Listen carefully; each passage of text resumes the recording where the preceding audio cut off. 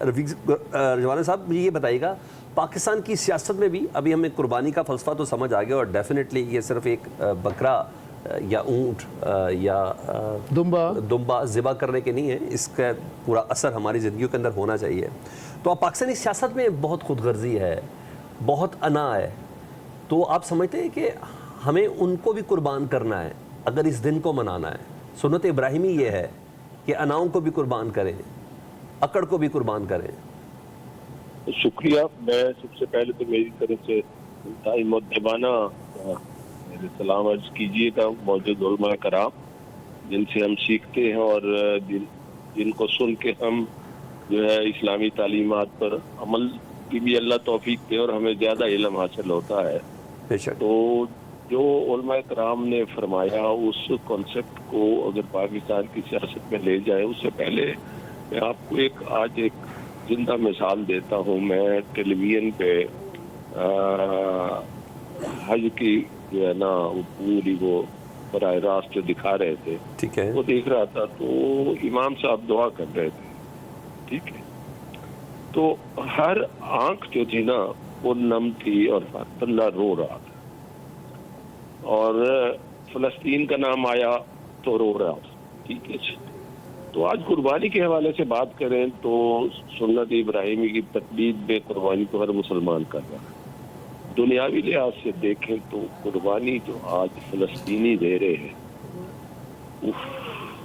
استغفار استغفار. اور ابھی آپ انٹرو میں آپ نے کہا، ابھی مولانا صاحب جو پہلے فرما رہے تھے کہ فلسطین کے حق میں کہاں آواز بلند ہوئی. ٹھیک ہے، یہ ساری چیز کو سامنے عیسائی سبقت لے گئے جی، عیسائی سبقت لے گئے. اچھا، سبقت انسانیت لے گئی جی. ٹھیک ہے، انسانیت کا درس مسلمانوں کے لیے تو ہر کسی کے لیے، مگر مسلمانوں کے لیے صحیح کہہ رہے ہیں، بالکل درست فرمایا آپ نے. تو اب بات یہ ہے، اس چیز کو اگر مد نظر رکھیں تو مجھے یہ بات یاد آ رہی ہے کہ لوگ اب قربانی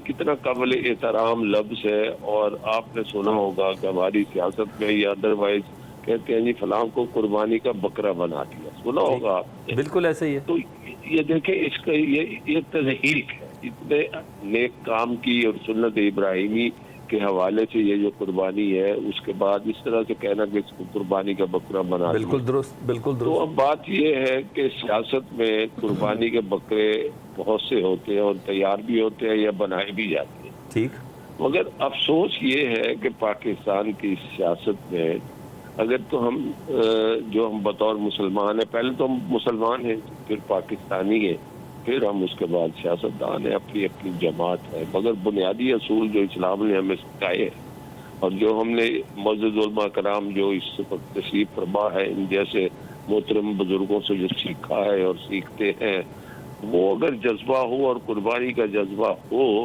تو پھر بندہ بھلائی کے لیے، بہتری کے لیے، نیکی کے لیے، ملک کی سلامتی کے لیے قربانی دیتا ہے، اور بعض اوقات راستہ بھی چھوڑ دیتا ہے تاکہ دوسرے کو راستہ دے دیں. تقاضا کیا ہے رفیق رضوانہ صاحب؟ موجودہ حالات میں کیا تقاضا ہے؟ پاکستان کی پولیٹیکل صورتحال کو دیکھیں، اس کا آپ کو بھی بہت احاطہ ہے اور ہمیں بھی، کہ پاکستان کے حالات اتنے عمدہ نہیں ہیں. تقاضا تو اب دیکھیں نا، قربانی کے حوالے سے آج کے دن کے مطلب سیاستدانوں کو کیا مشورہ دیں گے آپ؟ سیاستدانوں کو تو میں مشورہ دوں گا کہ اللہ انہیں ہدایت دے، مشورہ تو دے نہیں سکتا میں. ٹھیک ہے نا. تو اب بات یہ ہے کہ قربانی ملک کے لیے چاہیے نا. میں کہوں میں سیاستدان ہوں اور قربانی کے وقت جو ہے میں ایک طرح بڑھ جاؤں اور پھر قربانی کے لیے کسی اور کو آگے کر دوں، پھر تو میں سیاستدان نہیں ہوں، پھر میں خود غرض ہوں. ٹھیک ہے نا جی.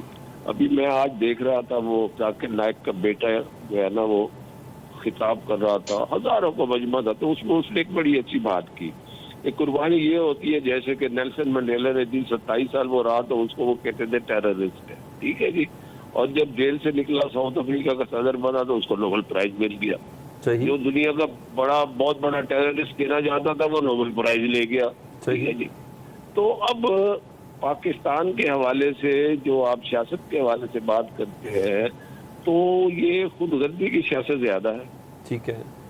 اور اپنی اس کو انگریزی میں سیلف اورینٹڈ یا چیئر اورینٹڈ کی سیاست زیادہ ہے. ٹھیک ہے. دکھانے کو کچھ اور ہے اور کرنے کو کچھ اور ہے.